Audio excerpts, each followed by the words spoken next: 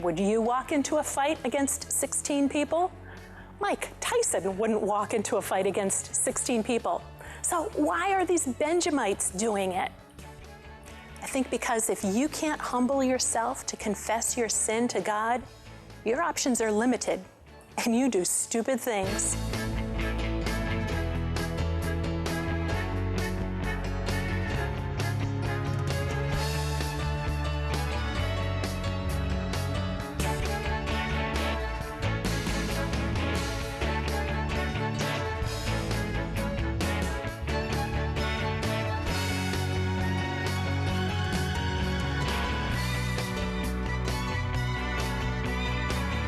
I'm going to date myself here, but I remember when I was a little kid, practically a baby, really, there used to be these print ads and commercials for Puritan cigarettes that featured a person with a black eye. I dug one up on the internet to show you, in case you're not as old as I am. Their slogan was, "Us Puritan smokers would rather fight than switch." The ads were supposed to convey how loyal Puritan smokers were to their brand.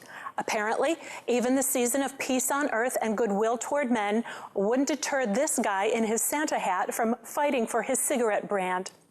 On today's Scriptureology lesson, we're going to see an Israelite tribe who would rather fight than admit their sin. In order to understand the action in this week's lesson, we need to recap briefly last week's lesson. A Levite and his concubine had some marital drama, and after reconciling at her father's house in Bethlehem, they began their journey back home to the hill country of Ephraim. They arrived in the Benjamite town of Gibeah and planted themselves in the town square, anticipating, as the custom dictated, that they would be offered hospitality and overnight accommodations by their fellow Israelites. It didn't happen. They were eventually welcomed in by an old homeboy from Ephraim. And just when it looked like they were situated for the night, the Benjamite men of Gibeah paid a call. It wasn't a social call. They surrounded the house and wanted to gang rape the new Levite in town. And the Levite's solution was to push his concubine out the door instead of himself. He found her dead on the doorstep the next morning. His reaction was to cut her body up into pieces and mail her to all the other tribes of Israel, hoping to incite them to help him take vengeance on the Benjamites for the murder of his concubine. And that's where we pick up at Judges chapter 20. The tribes of Israel, they respond to the Levite. By the way, unlike the Levite priest of chapter 19, who we found out at the end of the chapter was the grandson of Moses, unlike him, we never learn the name of this Levite who is the cause of so much trouble for the entire nation. Well, all 11 tribes send men and they assemble an army. And not just an army, but a crushing force. They have 400,000 men armed with swords. These guys wouldn't be fighting with ox goads or donkey jawbones like we saw previously used in Judges. These guys had the tools for the job. So they assemble at a place called Mizpah on the border of the territories of Ephraim and Benjamin. And they meet with the Levite to get his full account of what happened. So the Levite tells his story. I came to Gibeah with my concubine to spend the night. The men surrounded the house and meant to kill me. They violated my concubine, and so she's dead. And then I cut her up and sent her to you. What's missing in his testimony? He doesn't mention that he might have had some culpability in the matter because he pushed his concubine out of the house to save his own skin. Well, if you tell 80% of the truth, you tell a whole lie. On the shady testimony of one man, the national leaders swear that no one in their army will go back to their home until they repay the men of Gibeah who'd committed the crime against the Levite and his concubine. Their first move is to ask the leaders of the tribe of Benjamin just to hand over these guilty men from Gibeah. The response they get is astounding. The Benjamites let their actions do the talking, and they assemble their own army. They are not admitting anything, and they are not handing over anyone. So they gather 26,000 men armed with swords, including 700 left-handed men who are expert shots with a sling. Okay, I will give you 5,000 Scriptureology bonus points if you can tell me what other man we learned about in the book of Judges was left-handed. I'm giving you 5,000 points because it was very early on in our study. You remember? It was Ehud from chapter 3 who was able to smuggle a dagger into the throne room of King Eglon and murder him because everyone assumed left-handed people were defective and not dangerous. If you remembered Ehud, good for you. So enjoy your bonus points. So the Benjamite army, they have 26,000 men. Now, that's a lot of men until you remember that they're going up against an opponent who has 400,000 men. That's 16 to 1. Would you walk into a fight against 16 people?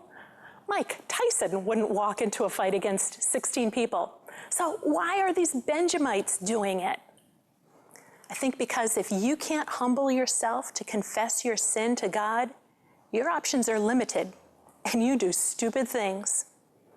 Think about Adam and Eve after they sinned and God came calling. Well, what did they do? Instead of confessing their sin immediately, they hid, or they tried to. Try to hide from an omnipresent God is kind of a crazy thing. And what about David? What did he do when he learned that Bathsheba was pregnant? Instead of confessing his sin immediately, he compounded it by getting her husband killed. And what about Sapphira? She conspired with her husband to mislead the church and to test the Spirit of God. And when she was confronted about it, did she confess? No, she repeated the lie. And what about you? Do you know something of the experience of getting caught in a sin and adding more deceit or another sin to cover it up? We all do. Now, aside from the main issue that additional sin is sin against God, is adding more sin the smart thing to do? I'll testify, it is not. Those chickens will always come home to roost because Hebrews 12 says that God disciplines every true son. Yes, he forgives, but he sanctifies us too with chastisement. Check it out. For the Lord disciplines the one he loves and chastises every son, daughter is implied there, whom he receives. It is for discipline that you have to endure. God is treating you as sons. For what son is there whom the Father does not discipline? If you are left without discipline, in which all have participated, then you are illegitimate children and not sons. The word in verse 6 that's translated chastises, in my ESV is translated scourges in the King James. You know what it looked like when Jesus was scourged. The Hebrew means to draw blood. This verse is saying that God will beat his children bloody. As someone who has made the trip to God's woodshed, I'd have preferred to have been literally beaten bloody once than to have endured the extended discipline I deserved and received. But I want to tell you this. You do not need to fear God's discipline. Oh, it'll leave a mark. Make no mistake about that. But this is the mark it leaves. For the moment, all discipline seems painful rather than pleasant, but later it yields the peaceful fruit of righteousness to those who have been trained by it. You will be a better person for having endured God's faithful discipline, so you don't need to fear it. You're not paying for your sin. Jesus paid for your sin. The discipline is so that you will learn from your sin. What you need to fear is never being disciplined for your sin, because according to that passage, that would mean that you are not God's child at all, and then you have bigger problems than you think. So as children of God, let's be quick to confess our sins and not stupidly adding to them like the Benjamites are about to do. The Israelite army sees that Benjamin is ready to square off against them, and they do something we don't expect to see at this point in Judges. They pray, asking the Lord who should lead the fight against Benjamin. It's interesting, they do not ask if they should fight. Well, the Lord answers them and says to send Judah first. So Judah attacks, and 22,000 Israelite soldiers are killed. God never said that they would win. Well, this surprising turn of events sets them back on their heels. Now, next time, they pray and ask the Lord if they should fight against their brothers. Now they're acknowledging the Benjamites are brothers. God tells them, go ahead. And this time, 18,000 Israelites are killed. God, again, God didn't promise them victory. What the Israelites are wondering by this time is what's going on. And they weep, and then they fast, and they offer sacrifices to God. And this time when they pray, they ask God if they should just stop and go home. God tells them this time to go ahead, and he also promises them victory. We're given some detail about the final battle strategy. The Israelites plan to distract the Benjamites and then ambush them when they have turned their backs. Listen as I read what happens, and I want you, as I read, to pay close attention to the numbers, because the numbers tell the story. I'm reading Judges chapter 20, verses 39b through 48. Now Benjamin had begun to strike and kill about 30 men of Israel. They said, "Surely they are defeated before us, as in the first battle." But when the signal began to rise out of the city in a column of smoke, the Benjamites looked behind them, and behold, the whole of the city went up in smoke to heaven. And then the men of Israel turned, and the men of Benjamin were dismayed, for they saw that disaster was close upon them. And therefore, they turned their backs before the men of Israel in the direction of the wilderness, but the battle overtook them. And those who came out of the cities were destroying them in their midst. Surrounding the Benjamites, they pursued them and trod them down from Noah as far as opposite Gibeah on the east. 18,000 men of Benjamin fell, all of them men of valor. And they turned and fled toward the wilderness to the rock of Rimmon. 5,000 of them were cut down in the highways. And they pursued hard to Giddon, and 2,000 of them were struck down.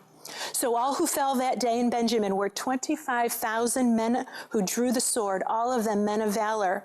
But 600 men turned and fled toward the wilderness to the rock of Rimmon, and remained at the rock of Rimmon 4 months. And the men of Israel turned back against the people of Benjamin and struck them with the edge of the sword, the city, the men and beasts, and all they found, and all the towns that they found, they set on fire. 25,000 Benjamites were killed in the battle. And that's a round estimate. It was actually a little more than that. Do you remember how many they started out with? 26,000. Their army was annihilated. And after the battle, the Israelites went through the towns of Benjamin and killed every man and beast that lived in them before they burned the city down. They killed the women and the children too. Only 600 Benjamite men escaped to a rock fortress.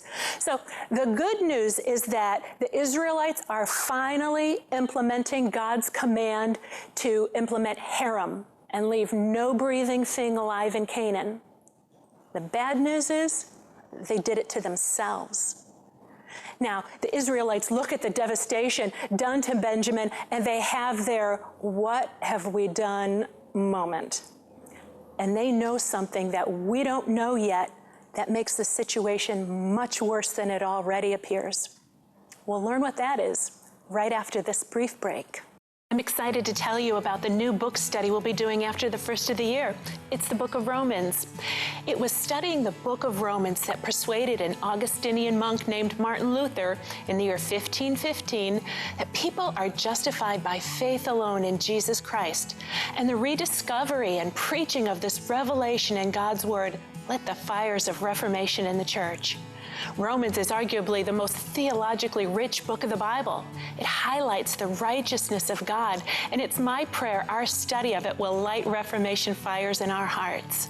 I'd covet your prayers as I prepare our lessons and ask that you make plans to join me for a life-changing study of the book of Romans. Invite a friend to watch with you.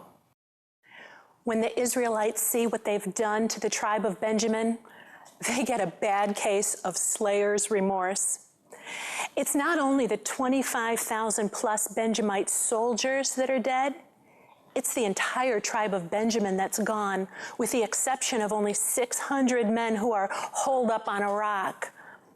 All the Benjamite women are dead, as well as their children. So it dawns on the Israelites that there is never going to be any more Benjamite children to replace them. Because when the Israelites vowed back in chapter 20 that no man in their army would return to his home before the men of Gibeah were repaid for the evil that they had done, chapter 21 tells us that they also made another vow at that time. They swore that no other tribe of Israel would let their daughters marry men of Benjamin. It was a rash vow, kind of like on the order of Jephthah, who vowed to sacrifice the first thing that greeted him when he returned home from battle, never imagining that that would be his only child. But a vow was a vow. So as it stood, when the 600 remaining Benjamite men died, there would be only 11 tribes of Israel. The Israelites, they need to come up with some kind of solution. Remember what we said before the break, that if you can't humble yourself and confess your sin to God, your options are limited and you do stupid things? Before the final battle, the Israelites were praying all the time, it seemed. They threw in fasting and sacrificing too. Now they're trying to figure it out on their own. So they recall that there was a town in Jabesh Gilead, okay, that's in the territory of Gad, that this town hadn't sent any men to fight in the Israelite army. So they decide that they will devote another town, another Israelite town. They'll devote it to destruction, kill all the inhabitants except for the young virgin women who will be given to the Benjamites. It's a pragmatic solution. Kills two birds with one stone, punishes the town, and solves the problem of finding wives. But it's sin on top of sin. And that's what they do. They collect 400 Jewish virgins by this scheme, but there's 600 men and only 400 virgins, so there's not enough virgins. They need another plan. And this is what they do. We're going to be reading Judges chapter 21, verses 16 through 25. Then the elders of the congregation said, "What shall we do for wives for those who are left, since the women are destroyed out of Benjamin?" And they said, "There must be an inheritance for the survivors of Benjamin, that a tribe not be blotted out from Israel. Yet we cannot give them wives from our daughters, for the people of Israel had sworn, 'Cursed be he who gives a wife to Benjamin.' So they said, 'Behold, there is a yearly feast of the Lord at Shiloh, which is north of Bethel, on the east of the highway that goes up from Bethel to Shechem and south of Lebonah.'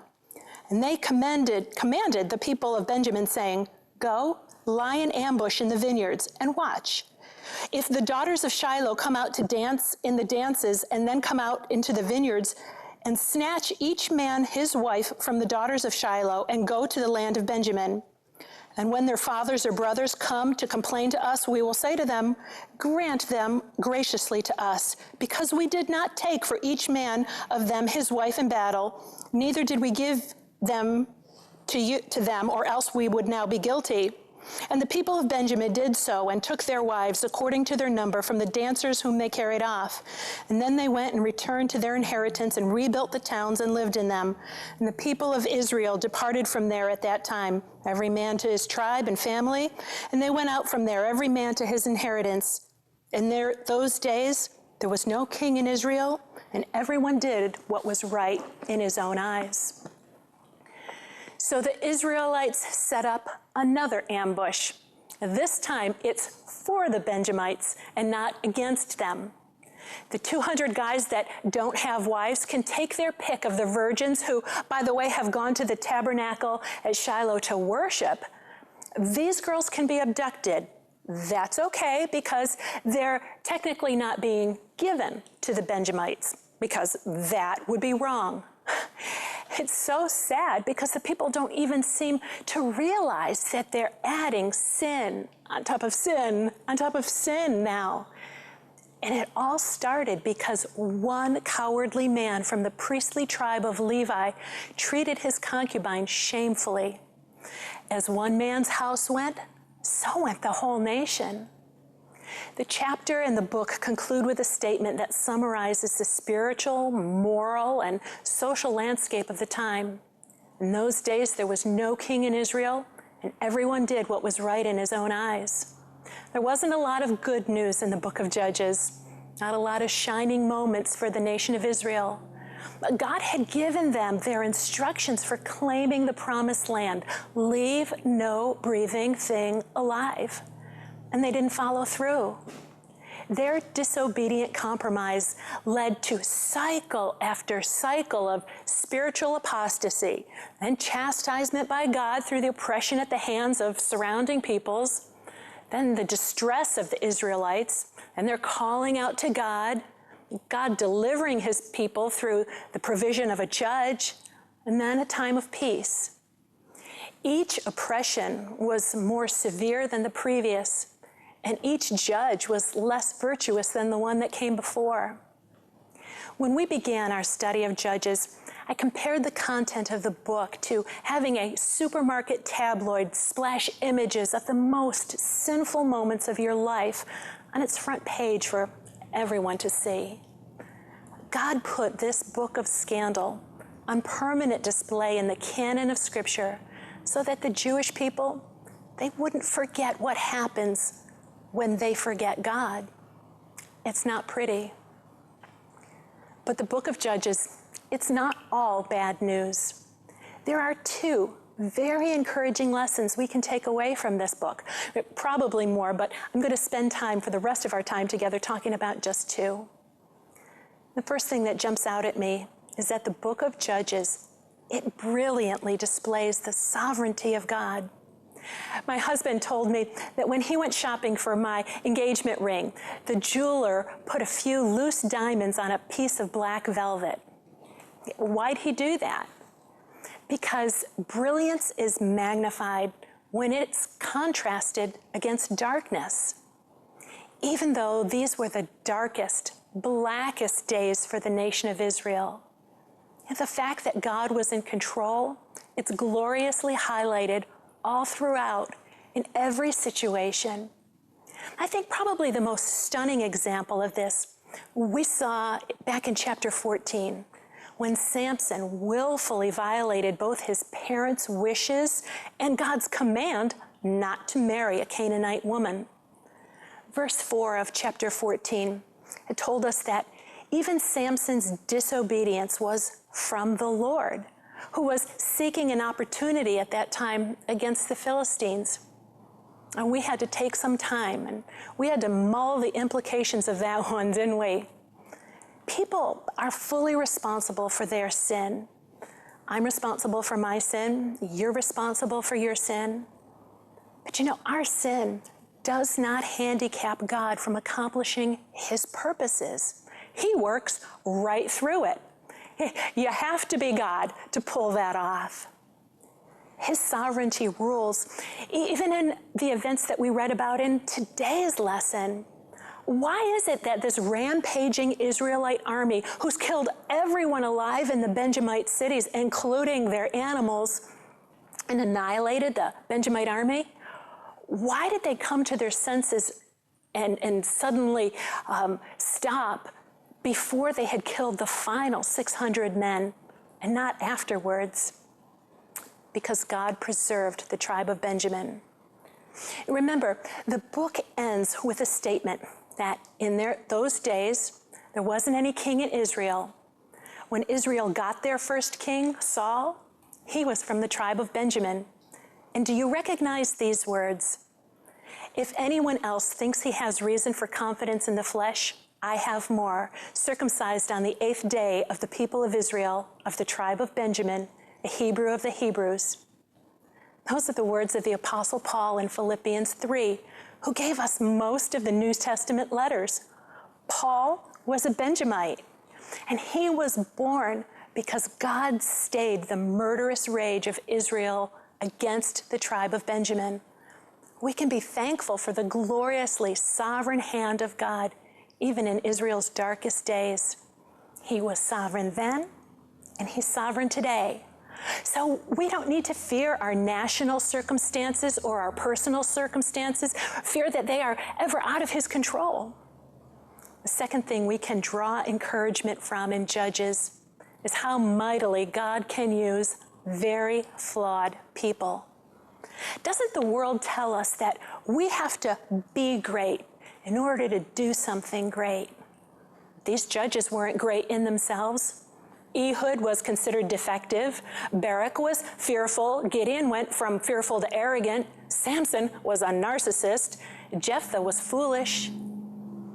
But whatever moment of greatness these men had, it was a victory of grace from the hand of God. And while their weaknesses are on display in the pages of the book of Judges, look at this amazing New Testament reference to them. And what more shall I say? For time would fail me to tell of Gideon, Barak, Samson, Jephthah, David, and Samuel and the prophets, who through faith conquered kingdoms, enforced justice, obtained promises, stopped the mouths of lions, quenched the power of fire, escaped the edge of the sword, and made strong out of weakness, became mighty in war, put foreign armies to flight. How do you explain this verse commending the faith of these judges who we saw to be far from devoted to God? It demonstrates that God is able to use the very smallest amount of faith. It says they had faith. But even if that faith is nearly imperceptible to us, God sees it. Now I hope that none of us want to be content with imperceptible faith and that we're eager to grow. But I hope it puts to rest the notion that God doesn't deliver if we don't have great faith. If you have faith that's the size of a mustard seed, Jesus said that that would be enough. And if you're not being delivered, it's not a faith issue. It's because God is using that struggle in your life in ways you can't see now to sanctify you and glorify himself.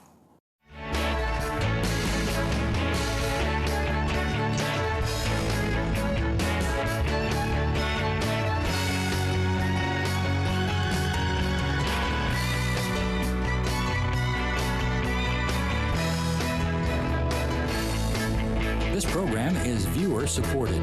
If you appreciate in-depth Bible study on television, please consider supporting our ministry with a gift. You can contribute online at Scriptureology.com or at the address on your screen.